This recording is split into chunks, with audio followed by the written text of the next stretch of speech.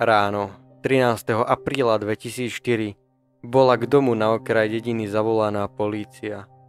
Susedia začuli zvuk, z ktorého im po chrbte prebehli zimomriavky.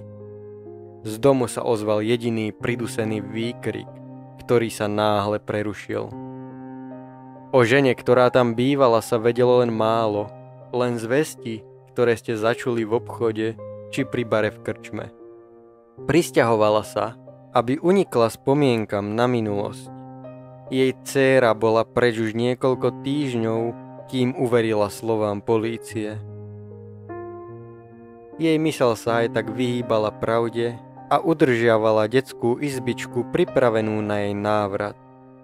Každé ráno nahliadla do miestnosti s polovičným očakávaním, že uvidí ležať v postielke s plyšovým medvedíkom v náručí a ospalým úsmevom na tvári, keď sa prebudí.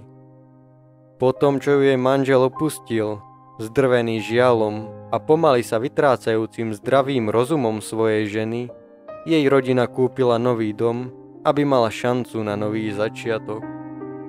Žila tu už asi 3 mesiace, no s nikým sa nebavila. Takmer nevychádzala z domu.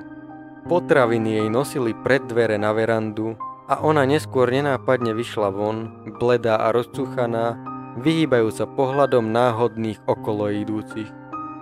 Keď polícia vyrazila dvere a dostala sa dnu, to čo našli, dostalo viac než polovicu dedinčanov na psychiatriu, aby mohli opäť pokojne spať. Obsah domu nebol však to najhoršie, ale to, čo bolo na kamere, ležiacej v mláke krvi.